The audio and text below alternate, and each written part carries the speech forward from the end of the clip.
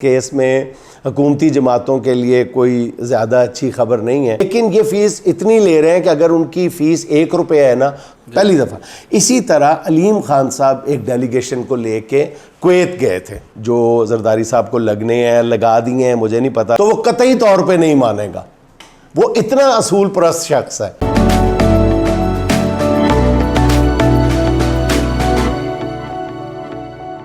बिस्मिल्लाहिर्रहमानिर्रहीम, अस्सलाम वालेकुम ख़वातीन और हज़रात, मैं हूँ आपका अपना जुनैद सलीम और आप देख रहे हैं इंसाफ डिजिटल। सर, आज के व्लॉग में आपने 2 बड़ी वजाहतें और 2 बड़ी मुखबरियाँ बतानी हैं, लेकिन उससे पहले अदालतों का अहवाल बताएं।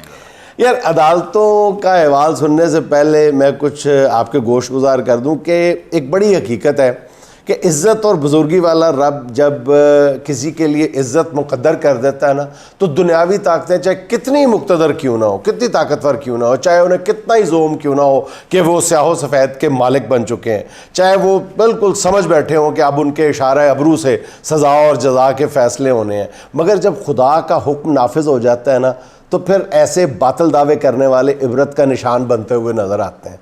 दूसरी तरफ आप देखें कि जब खुदा किसी से भलाई का इरादा कर लेता है ना, तो उसे अपनी ज़ात का इरफान अता कर देता है। जिसे ये दौलत अता हो जाती है ना, खालिक उसको दिल को दुनिया से बिल्कुल बेनियाज कर देता है। और जिसका दिल खालिक की मोहब्बत से भर जाए ना, तो खालिक उसकी मोहब्बत मखलूक के दिल में डालकर उसको ऐसा इनाम देता है जिसका जवाब ही कोई नहीं है। अडयाला जेल की खाल कोठड़ी में बैठा जो 804 नंबर वाला कैदी है, उस पर ज़रा गौर करें आप कि कैसे अल्लाह ने उसकी मोहब्बत मखलूक के दिल में डाल दी है। इस कैदी ने खौफ के बुत को पाश पाश कर दिया है। बेशक उसके अपने ऊपर भी बहुत सख्त वक्त गुजरा है, लेकिन उसने ये बहुत बड़ा कारनामा सर अंजाम दे दिया है। ताकतवरों का तो यही ख्याल था ना कि जेल की हवा 2 दिन में उसे तोड़ के रख देगी, लेकिन जेल की तन्हाई में भी ज़रा गौर कीजिएगा कि जेल की तन्हाई में भी उसने ऐसी महफिल सजा ली कि आज पाकिस्तान ही नहीं, ऑस्ट्रेलिया से लेकर अमेरिका तक उसी कैदी के चर्चे हैं। वो जिस मौक़िफ़ पे खड़ा था ना, आज भी उस मौक़िफ़ पर डटा हुआ है। उसे कौमी राज अफशा करने का मुर्तकब करार दिया गया, उसके ख़िलाफ़ संगीन गद्दारी का साइफ़र केस बनाया गया और मुकदमा बनाने वालों का ख्याल था कि साइफ़र केस में इमरान खान को सज़ाए मौत ना भी हो तो उम्र कैद तो पक्की है और उसकी सियासत हमेशा के लिए ख़त्म हो जाएगी। लेकिन अल्लाह के फ़ैसले कुछ और ही थे। खान ने झुकने से इनकार किया तो फिर अल्लाह की नुसरत उसके हमरकाब हो गई और इंतकाम से भरे हुकूमती वकीलों ने एक तरफ आप देखें कि संगीन गलतियाँ की, दूसरी तरफ सच की ताकत जो है वो गालिब आई है। आप गौर करें ना सारी सूरत हाल पे, तो इमरान खान के ख़िलाफ़ बनाया गया सबसे जो बज़ाहिर संगीन केस था, हालांकि था वो सिफर ही, लेकिन वो साइफ़र केस ही था। वो देखें कि वो रेत पे लिखी तहरीर साबित हुआ, जो मतलब आप सच का एक हल्का सा झोंका भी बर्दाश्त नहीं कर सका। इस केस में अल्लाह की कुदरत थी कि इमरान खान को बैरिस्टर सलमान सफदर जैसा वकील मैसर आया। ये वकील भी कोई नेमत खुदाबंदी से कम नहीं था, ये मशीयत इज़्ज़ी थी, बहुत बड़ी ये अल्लाह का करम था सलमान सफदर का बतौर वकील मैसर आना।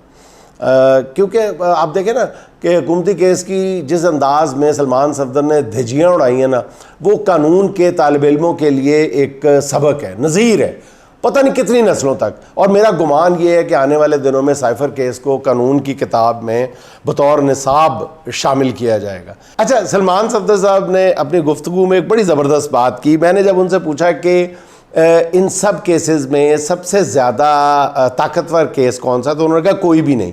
और फिर इमरान खान की ऑनेस्टी और असूल पसंदी की जब बात आई, तो जैसे मैंने अर्ज़ किया ना, वो बिल्कुल प्रोफेशनल हैं, वो बिल्कुल 100% प्रोफेशनल वकील हैं। तो वो कहने लगे कि यार, जहाँ तक इमरान खान की असूल पसंदी का मामला है, ईमानदारी का मामला है, तो मैं आपको आज ये बता दूँ कि इस वक्त इमरान खान से मैं जो भी बात कहूँ वो मान जाएगा, क्योंकि मैं उनका वकील हूँ। कहने लगा, लेकिन मुझे पूरा यकीन है कि अगर आज भी मैं इमरान खान को कहूँ कि शौकत खानम हॉस्पिटल में किसी मरीज़ की मैं सिफारिश कर रहा हूँ तो वो मान ले, तो वो कतई तौर पे नहीं मानेगा। वो इतना असूल परस्त शख्स है। तो ये अजीब ही सलमान सफदर साहब ने बात की। अच्छा, फिर आज आते हैं जी सुप्रीम कोर्ट में, जहाँ पे तहरीक इंसाफ की मखसूस नशस्तों के हवाले से केस के दूसरे रोज़ समाअत हुई है।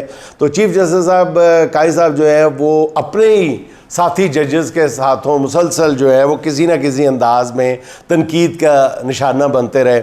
फुल कोर्ट में बैठे जजेस जो थे, खुसूसन मुनीब अख्तर साहब, उन्होंने, और जस्टिस अतर मिनल्ला साहब, जस्टिस जमाल मंदोखेल साहब, मंसूर अली शाह साहब, आयशा मलिक साहबा ने तहरीक इंसाफ से बल्ले का निशान वापस लेने के फ़ैसले पर कभी दबे हुए लफ्ज़ों में, कभी खुलकर तनकीद की, साफ साफ उन्होंने रिमार्क्स दिए हैं।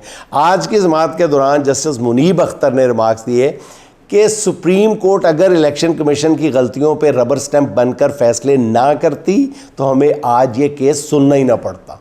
क्या ज़बरदस्त बात उन्होंने की है। इन रिमार्क्स पर ना चीफ जस्टिस साहब की परेशानी और कहना चाहिए खसियानापन जो है वो अदालत की कार्रवाई देखने वाले हर बंदे ने महसूस की। एक मौके पे जब साथी जजेस बल्ले का निशान वापस लेने के फैसले पे तनकीद कर रहे थे तो चीफ जस्टिस साहब ने रिमार्क्स दिए कि तहरीक इंसाफ के उम्मीदवार ज़ाती हैसियत में बल्ले का निशान मांग लेते हैं। अजीब बात। इस पर मुनीब अख्तर साहब ने फौरी रिमार्क्स दिए कि बल्ले का निशान वापस लेने के बाद ये मुमकिन नहीं था। और फिर आज की समाअत के दौरान चीफ साहब ने अपने साथी जजेस को बार बार वो इंटरसेप्ट करते रहे, इंटरप्ट करते रहे, उन्हें बात करने से रोकते रहे, लेकिन आज ये महसूस हुआ कि वो अपनी इस कोशिश में ज़्यादा कामयाब नहीं हुए। जजेस के रिमार्क से भी अंदाज़ा लगाया जा सकता है कि इस केस में हुकूमती जमातों के लिए कोई ज़्यादा अच्छी खबर नहीं है। गालिबन अब 24 जून मुकर्रर की गई है अगली तारीख, देखें क्या होता है। एक आपको वजाहत दे दूँ, मुखबरी भी आपको बताता हूँ। ये ना एक दो दिन से मुसलसल सोशल मीडिया पे पीटीआई के हलकों की तरफ से ये बात की जा रही है कि इमरान खान साहब के जो वकला हैं उनको फ़ीसें अदा नहीं की गई, जिसकी बुनियाद पे वो शायद पेशियों पे हाज़िर नहीं हो रहा है। तो मैंने इसकी पूरी इन्वेस्टिगेशन की है, वकला से बात की है, अदालती हलकों में बात की है, तो ऐसी सूरत हाल है ही नहीं है। देखें, मेरा ख्याल 70-80% जो इमरान खान साहब के केसेस हैं वो वकला लड़ रहे हैं जो फ़ीस ले ही नहीं रहे। ठीक है, वो पीटीआई के अपने हैं, लेकिन जैसे सलमान सफदर साहब हैं, सलमान अकरम साहब हैं, वैसे तो वो भी पीटीआई का हिस्सा है, और 2-4 वकील हैं जो प्रोफेशनल ग्राउंड्स पे खान साहब के केसेस लड़ रहे हैं। ये फ़ीस ले रहे हैं, लेकिन ये फ़ीस इतनी ले रहे हैं कि अगर उनकी फ़ीस 1 रुपये है ना तो वो खान साहब से 54 ले रहे हैं। और कहीं पर भी, कहीं पे किसी की फ़ीस की अदायगी में 1 घंटे की ताख़ीर भी नहीं हुई, कहीं ऐसा मामला, और ना ही कभी कभी ऐसा देखने में आया है कि फ़लाँ वकील जो है वो पेश नहीं हुआ, कहीं ऐसा देखने में नहीं आया। सारे वकील, एक आध दफ़ा वो शायद खोसा साहब कोई गलत फहमी हो गई थी, वो सियासी बुनियादों पे थी, तो आपस में कोई हो तो हो, लेकिन ऐसी कोई बात नहीं है कि खुदा न खास्ता कोई फ़ीसें नहीं हैं खान साहब के पास या पीटीआई के पास वकला को देने के लिए, ऐसी कोई बात है। दूसरी बात है कि रवात में जो जलसा सवात मुंतकिल करने पे मैं भी शुरू में बहुत सीख पा था पीटीआई की क़यादत से कि इन्होंने रवात का जलसा क्यों मान लिया। मैंने तो अर्ज़ किया था ना आपकी खिदमत में कि ये जो रवात वाला जलसा है ये कितना अहम साबित होगा, बहुत बड़ा टर्निंग पॉइंट साबित होगा, लेकिन वो आराम से ही वो रवात वाला जलसा सवात मुंतकिल करने पे उन्होंने रजामंदी ज़ाहिर कर दी है। तो जब मैंने ज़रा खोज लगाया तो पता चला कि अगर वाकई रवात में जलसा होता तो वो जलसी ही होनी थी, चाहे पूरे पाकिस्तान से कारकुन पहुंचते, कारकुन उस 7 कनाल की जगह में पूरे ही नहीं आ सकते थे। 7 कनाल अंदर कोई खोली सी में जगह दी थी, इंतहाई सख्त शराइत आयद की गई थी, और अगर जाहिर है कि वो शराइत पूरी ना की जाती, स्टेज कहीं और लगाया जाता रवात में, तो लाखों कारकुन अगर पहुंच भी जाते तो उनका उस जलसा गाह में पहुंचना नामुमकिन था किसी तरह भी, और अगर स्टेज कहीं और लगाते तो लगाने ही नहीं देना था, तो 4 दिन पहले गिरफ्तारियों का सिलसिला शुरू हो जाना था। इसलिए उसमें भी इतना मेरा ख्याल है पीटीआई के कारकुनान को मायूस होने की ज़रूरत नहीं है। अब आप मुखबरी पूछ रहे हैं, मुखबरी अफसोसनाक है, कोई खुशी से तो नहीं मैं दे रहा। एक मुखबरी नहीं है, उससे पहले आपको एक ख़बर दे देता हूँ कि वो जो ये था ना जी, इनके पास करोड़ों रुपए मुख्तस किए हैं सोशल मीडिया पंजाब हुकूमत ने कि जी जैसे खान साहब की सोशल मीडिया स्ट्रेटजी है तो उसी तरह हमारी भी होनी चाहिए। तो जो टीम है उनकी जिन्होंने प्रेजेंटेशन दी है, उन्होंने बिल्कुल ही इमरान खान की पॉलिसी का चरबा बना के पेश कर दिया। तो वहाँ पे मरियम साहबा तो बहुत खुश हुई कि बिल्कुल मुझे यही चाहिए था, लेकिन वहाँ पे कोई एक दो शायद ठहराव और तदब्बर रखने वाले लोग मौजूद थे। उन्होंने कहा जी ये बड़ी चीप नकल लगेगी इमरान खान की, तो हमें चेंज कर देनी चाहिए अपनी पॉलिसी जो है ना, क्योंकि इस तरह वो अजीब सा लगेगा। ज़रूरी तो नहीं ना कि जो चीज़ खान साहब को सजती है वो आपको भी सजे। वो आपने सुना होगा कि मियाँ बीवी बैठे होते हैं तो खिड़की में रोशनदान में एक चिड़ा चिड़ी आपस में चोंचे लड़ा रहे होते हैं, मोहब्बत का इजहार कर रहे होते हैं, तो बीवी कहती है कुछ शर्म करो, देखो चिड़ा अपनी चिड़ी के साथ कितनी मोहब्बत कर रहा है, एक आप हैं कि मेरी तरफ मोहब्बत भरी नज़र भी नहीं डालते। तो सुबह को वो शौहर ज़्यादा लिफ्ट नहीं कराता, दोपहर के खाने में फिर वो चिड़ा चिड़ी आ जाते हैं रोशनदान में, फिर बीवी वही बात करती है, रात के खाने में शाम के वक्त फिर वही चिड़ा चिड़ी आ जाते हैं, बीवी फिर वही बात करती है। वो देखें चिड़ा चिड़ी को, कुछ अकल पकड़ें, को खुदा का खौफ करें, कभी आप भी मोहब्बत के दो बोल बोल लिया करें मुझसे। शौहर कहता है मोहब्बत को छोड़ो, इस बात को देखो कि उस चिड़े के साथ सुबह से लेकर अब तक ये तीसरी चिड़ी है और तुम अकेली मुझसे मोहब्बत मांग रही हो। तो हालात सबके लिए मुख्तलिफ होते हैं। इमरान खान को कॉपी करना ये मुमकिन नहीं है। दूसरे का सुर्ख मुंह देख के अपना मुंह जो है वो चपेड़े मार के सुर्ख नहीं कर लेना चाहिए, सीधी सी बात है। अच्छा, और भाईजान आप ये देखें कि ये पिछले कुछ दिन से ना मुसलसल ये जो पंजाब हुकूमत ख़ास तौर पर, वैसे तो वफाकी हुकूमत एक जश्न का समा है कि जी महंगाई ख़त्म हो गई, महंगाई ख़त्म हो गई। क्या तरीका है, वारदात है। पता नहीं लोगों को इन्होंने अहमक समझा हुआ है या मतलब गाजरे कद्दू टींडे समझा हुआ है, जिनके ना दिल है ना दिमाग है ना जिस्म है, ये कुछ महसूस नहीं करते, ये किसी सैयारे में रहते हैं, जजीरे पे रहते हैं, इनको महंगाई कोई इफ़ेक्ट नहीं करती। और जब महंगाई पता हो कम वाकई कम होगी ना, ज़र्रा बराबर भी कम होगी, तो लोगों की खुशी उनके चेहरों से आया होगी। वो पता चल जाएगा कि मुल्क में महंगाई का राज नहीं रहा। ऐसे ज़बरदस्ती ना करें, खुद ही आप करके पेट्रोल 15 रुपए का ऐलान करके 4 घंटे की खुशियां मनाते हैं, फिर रात के पता चलो ओ गलती हो गई वज़ीर आज़म हाउस में, पेट्रोल तो सिर्फ 4 रुपये सस्ता हुआ है, पहले 15 रुपये पे 4 रुपये, और अगले दिन सुबह सुबह बिजली की कीमत 4 रुपये बढ़ा दी जाती है। तो आप क्यों इस तरह की तालियां पटवाना चाहते हैं अपने लिए जो देरपा नहीं है?